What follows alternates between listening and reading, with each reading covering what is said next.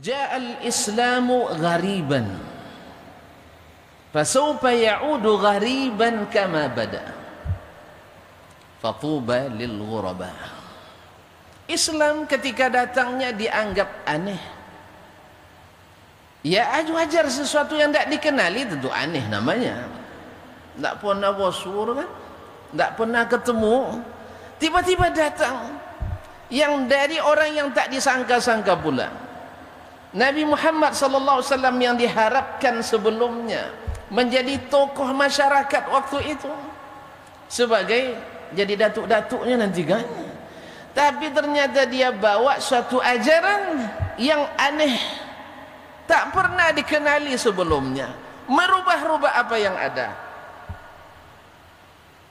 Maka waktu itu kaum intelektualnya, apa maksud intelektual? Orang-orang yang berakal, orang-orang yang berpikir, orang-orang yang berpikir secara rasional dan logika, menganggap Al-Quranul Karim dan hadis-hadis Nabi yang disampaikan oleh beliau tidak sesuai dengan konteksnya orang Arab, tidak sesuai dengan konteks masyarakat Arab, sehingga ditolak mentah-mentah. Sampai pamannya sendiri Abu Lahab menolak. Kenapa? Karena tidak sesuai dengan konteks orang Arab, atau bahasa lainnya tak sesuai dengan kearifan lokal, tak sesuai dengan kearifan lokal. Maka mereka menolak.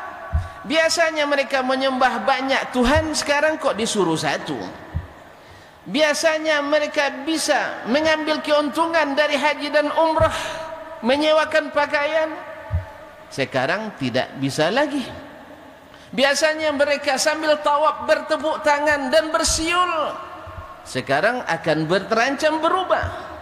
Biasanya mereka bisa mengundi nasib di Ka'bah, besok dilarang. Karena mereka paham bahwa dakwah seorang Rasul itu adalah memindahkan dari syirik kepada tauhid, daripada ingkar kepada taat, daripada jahiliyah kepada ilmu, daripada mengikut rasio dan logika semata kepada rasio dan logika yang dibimbing dengan wahyu. Jadi kaum intelek jahiliyah waktu itu menolak Al-Quran dan hadis dengan alasan tidak sesuai dengan konteks zaman itu. Artinya tidak sesuai dengan bangsa Arab. Dan datang pula kaum intelek di masa kita menolak Al-Quran dan Sunnah dengan alasan hanya sesuai dengan orang Arab, tak sesuai dengan zaman kita. Kira-kira mana yang betul nih ya di antara kaum intelektual ini? Intelektual jahiliyah atau intelektual modern? Intelektual jahiliyah yang dikomandoi oleh Abu Jahal alaihi radhiyallahu anhu, alaihi la'natullah, yang didukung habis-habisan oleh Abu Jahal alaihi, ragu nampaknya Abu Jahal masuk surga ya, atau tuan-tuan tidak percaya itu? Kaum muslimin dan muslimat yang mata Allah SWT didukung habis-habis oleh Ubay bin Khalaf. Semua mereka adalah kaum intelek pada waktu itu. Abu Jahal pemuka Bani Makhzum, Abu Lahab pemuka Bani Hashim, ya kan? Betul tak? Ubay bin Khalaf pemuka Bani Taim. Semuanya orang-orang hebat. Jangan sangka jahiliyah itu orang tak berpikir, orang intelek yang menggunakan logikanya. Seperti kata mereka, aja'alal alihata ilahan wahidah, masa Tuhan yang banyak aja tidak cukup melindungi, apalagi satu katanya. Kita logika dia, banyak aja tidak cukup, apalagi satu. Logis, rasional. Masa begitu? Kemudian mereka juga mengingkari, a idza mitna wa kunna turaban a inna lamab'utsun. Kalau kita sudah mati lalu menjadi tanah kembali dan hancur, apakah kita akan dibangkitkan lagi? Tidak masuk akal. Dari mana? Azab kubur di tempat yang sempit itu, bagaimana malaikat mau datang di sela-sela tanah yang padat? Rasional.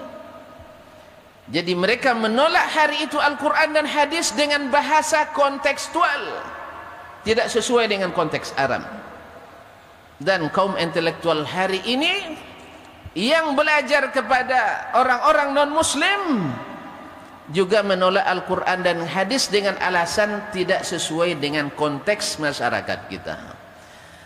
Kita benarkan yang mana ini ya? Yang satu bilang hanya sesuai dengan konteks Arab, yang satu bilang tak sesuai dengan konteks Arab. Abu Jahal bilang mat, wah ang datang ada-ada aja. Tengoklah masyarakat, bawa yang sesuai, yang tak sesuai jangan bawa. Kata Nabi Muhammad, ini bukan saya, ini dari Allah subhanahu wa ta'ala. Subhana rabbi hal kuntu illa basharar rasulah. Subhanallah, saya ini sekedar rasul yang menyampaikan, bukan saya yang berkehendak. Sekarang datang lagi kita menolak Al-Quran dengan hadis, pemahaman Nabi, pemahaman sahabatnya, pemahaman umat Islam, dengan alasan tak sesuai dengan konteks keindonesiaan atau konteks kenusantaraan atau konteks kebangsaan atau konteks secara global, hanya sesuai untuk orang Arab saja. Tonton pilih pendapat Abu Jahal atau pendapat Abu Janda? Hah?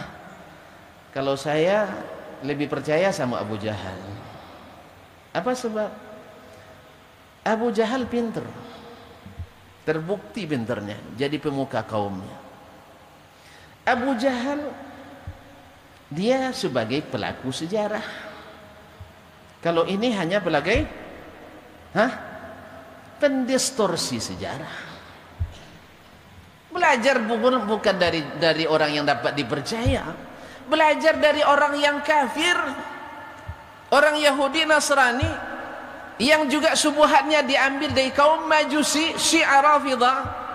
Sebab hampir lebih dari 80% subuhat dan propaganda yang diadakan di pusat-pusat studi Islam di barat, dari Amerika, Kanada, Australia, Eropa, Prancis dan sebagainya, tentang Islam, subuhatnya diambil dari orang Syiah Rafidah. Hasil penelitian disertasi doktor di Jami'atu Baghdad pada tahun 80-an. 80% lebih subuhat dan propaganda yang dipelajari di pusat studi Islam di barat. Silakan dikomparasikan. Baik kita bawa kitabnya, bawa kitab Syiah, bawa kitab orientalis, akan ada kesesuaian 80% lebih. Makanya jangan heran bila terjadi kawin mut'ah antara liberal dengan Syiah. Jangan heran, kawin mut'ah ditambah dengan paham kejawian. Nama saya kawin mut'ah, maksud saya kawin mut'ah besok setelah hajatnya selesai jatuh talaknya karena masing-masing punya kepentingan. Liberalisme punya kepentingan imperialisme, sedangkan Syiah punya kepentingan untuk mengembalikan hegemoni mereka yang dulu menurut mereka gara-gara Islam hancur. Kaum muslimin dan muslimat yang dirahmati Allah Subhanahu wa taala. Jadi yang selamat siapa kaum muslimin? Apakah yang ikut Abu Jahal yang mengatakan tidak sesuai dengan konteks Arab, ataukah mereka yang ikut modern, intelektual modern yang hanya sesuai dengan konteks Arab, tak sesuai dengan konteks kita? Nampak dua-duanya dusta. Dua-duanya dusta, karena dusta itu selalu bertentangan. Kata orang Arab, hablul kadhibi qasir. Tali dusta itu pendek, mudah sekali dikonfrontasikan dan dikomparasikan. Ya tuan-tuan lebih percaya pada Abu Jahal atau sama Abu Janda tadi? Mana yang lebih percaya? Analog orang yang menjadi pelaku sejarah yang mengatakan tak sesuai dengan konteks Arab, maka kami tak terima, atau dengan kaum intelektual sekarang yang mengatakan Al-Quran dan hadis hanya sesuai konteks Arab, maka kita harus memahami Al-Quran menurut konteks kita. Yang penting substansinya, bukan ritualitasnya. Kaum muslimin yang dirahmati Allah SWT, andainya Al-Quran dan hadis dipahami dengan konteks-konteks saja, konteks ayam, konteks-konteks saja, hanya bisa dipahami dengan keahlian bahasa Arab, dengan keahlian berlogika, tidak ada gunanya Nabi Muhammad SAW diutus. Apa gunanya? Allah turunkan, Allah Maha Kuasa, diturunkan Al-Quran di atas Ka'bah, mukjizat juga kan, tiba-tiba terbentang Al-Quran 30 juz 114 ayat, iya kan, tiba-tiba depan Ka'bah, lalu Allah ilhamkan kepada masyarakat Mekah, ni Quran pahami masing-masing. Bisa? Bisa? Kalau begitu nanti 1000 aliran dalam Islam. Ada aliran Dasmaniyah, ada itu Dasmannya, ada aliran Yahyawiyah, ayahnya. Kemudian aliran Ma'aliyah, ayahnya, datuknya Ma'ali. Nanti Erisiyah, ya, Fadlawiyah, dan seterusnya. Masing-masing punya aliran sendiri. Maka kenapa pusat-pusat studi Islam yang dikomandai orang-orang Yahudi dan Nasrani semangat untuk mengajarkan kita paham ini harus sesuai konteks masing-masing, karena mereka paham kalau semuanya ikut logikanya kita tak akan sepaham. Ya, ada yang suka goreng ayam, ya, kemana pergi goreng ayam terus. Yang satu surah sop kambing terus. Nah, akhirnya antara kambing dengan ayam berkalau kan. Tidak sesuai, saya mau ayam, ini mau kambing. Akhirnya tak sama rasanya. Kalau masalah selera bisa lihat dikumpulkan tuan-tuan. Karena di tempat orang jual kambing ada jual ayam kan. Tapi kalau masalah akidah, yang satu bilang wajib ikut Rasul, yang satu bilang tak mesti ikut Rasul, bisa ketemu? Bisa ketemu? Demi Allah tidak. Bahkan subhanallah, yang satu kunut, yang satu tak mau kunut, bisa dia ngaji sama-sama? Tak bisa. Iya tak? Tak bisa kita. Hanya gara-gara kunut saja, coba bayangkan. Yang bisa cuma saya. Yang ngaji itu yang kunut saya ikut juga, tak apa-apa. Kalau yang ngaji tak kunut, saya kunut misalnya, saya ikut juga. Sebab saya tahu bahwa duduk di majelis ilmu itu lebih baik daripada beribadah sunat 1 tahun. Kata baginda Rasulullah SAW. Duduk dari majelis ilmu sesaat lebih baik daripada beribadah sunat setahun. Merugi besar orang-orang yang menyia-nyiakan majelis-majelis ilmu. Tuan-tuan selesai solat fardu, ya, selesai rawatibnya, habis itu solat sunat 1 tahun, itu lebih sedikit pahalanya daripada duduk sesaat di majelis ilmu. Alhamdulillah kita duduk hari ini sesaat. Mudah-mudahan tuan-tuan mendapatkan fadilahnya, puan-puan mendapatkan hikmahnya. Artinya apa? Kesimpulannya adalah pahamilah Al-Quran menurut pemahaman orang-orang beriman. Jangan pahami dengan paham kaum intelektual. Intelektual jahiliyah bilang Al-Quran tak sesuai dengan konteks Arab.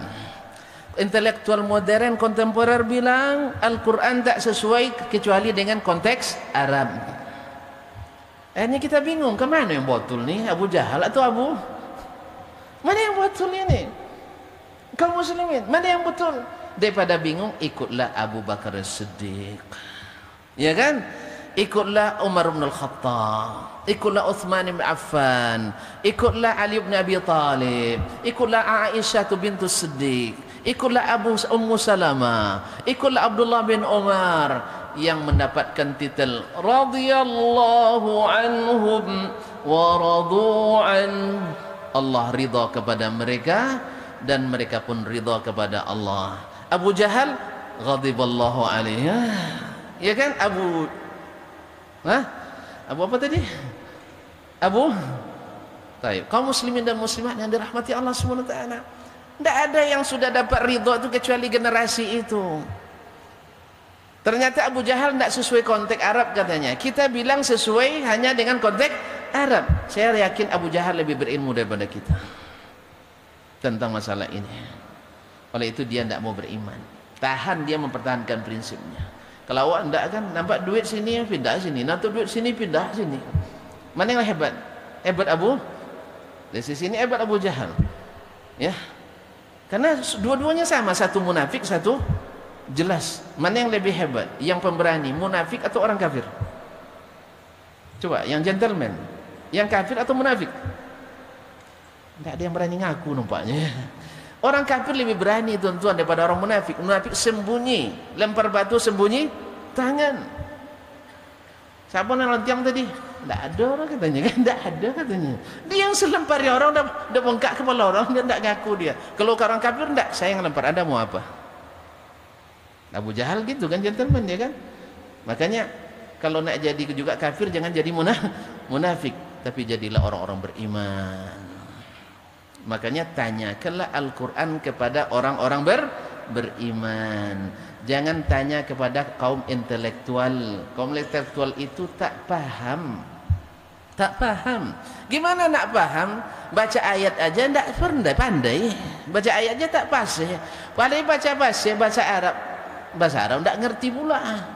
Pandai bahasa Arab kampung pula. Bukan bahasa Arabnya orang Arab. Habis itu tidak menyalahkan orang Arab. Sama dengan orang Bangladesh waktu itu. Pekerja Bangladesh 2 bulan di Madinah, bercakap dia dengan bahasa Arab Bangladeshnya. Tidak paham lah anak orang Arab nih, anak SMA nih. Dia bilang, anta baba mama Arabi, madrasah Arabi. Kamu ni ayah mak orang Arab, sekolah di sekolah Arab, ma maklum Arabi, tak pandai bahasa Arab. Anak isnin syahar alatul maklum Arabi. Saya 2 bulan aja di sini paham bahasa Arab. Inilah modelnya nih. Jadi pandai belajar nahwu Arab, ya, bahasa Arabnya tidak jelas. Habis itu menyalahkan pemahaman orang Arab terhadap Al-Quran dan hadis Nabi Sallallahu Alaihi Wasallam. Ini namanya apa? Tak tahu dinasib namanya. Tak tahu dinasib. Oleh itu kaum muslimin dan muslimat yang dirahmati Allah Subhanahu Wa Taala, jangan bingung. Jadilah orang-orang beriman, karena memang metode yang benar mempelajari Al-Quran dan hadis seperti para sahabat, ta'allamnal iman qabla an nata'allamal Qur'an. Kami belajar iman dulu sebelum belajar Al-Qur'anul Karim. Demikian, mohon maaf dan terima kasih. Semoga Allah tetap melindungi kita dari segala syubhat akibat kurangnya ilmu. Wallahu taala alam, wa sallallahu ala nabiyyina Muhammadin wasallam, wa subhanakallahumma bihamdik asyhadu an la ilaha illa ant astaghfiruka wa atubu ilaik. Wassalamu alaikum warahmatullahi wabarakatuh.